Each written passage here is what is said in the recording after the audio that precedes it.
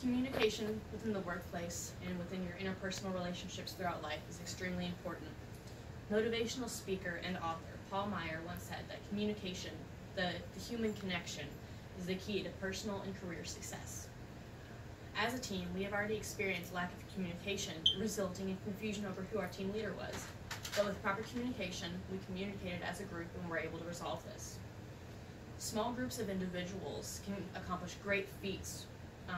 For example, as seen in our group speech, all of us have brought this together, and we have brought our unique traits to the table and able to use those to work together harmoniously. There are many facets of communication that must be addressed.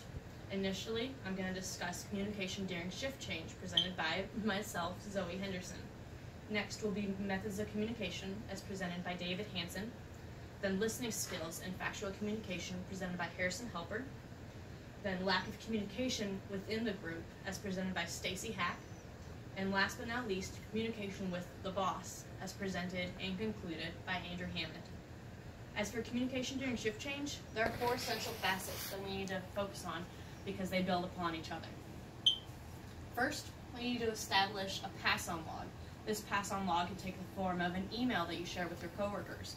It can take the form of a physical notebook that you take notes on throughout your shift, or it could even be typed up notes throughout your shift that you print off and pass on. This is going to be your workplace Bible, and I swear by it. Second, we need to determine what are we going to put in that pass-on log. You need to take notes throughout your shift. And these notes can detail any major or even minor events that have occurred during your shift. The issue here is that the following shift doesn't know what has happened throughout the day. They haven't been there. And whenever you're about to get off work, you're not doing a play-by-play in your head over what has occurred. You're thinking about going home. So you want to use these notes, these thorough and legible notes, to pass on any necessary information to your coworkers. Next, we need to determine what is necessary and relevant. Using your notes, you can use those to jog your memory. By jogging your memory, you can communicate any of those minor details that you may have deemed unnecessary, but may be necessary for the next shift to properly function. Lastly, and in my opinion most importantly, you need to question the previous shift.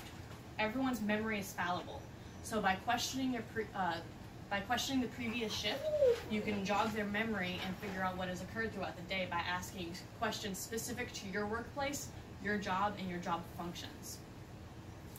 After determining ways that you're going to pass on this information from and to the other shifts, you need to establish a standard method of communication, because this method is going to be utilized for every single shift, every single day. Now on to you, David.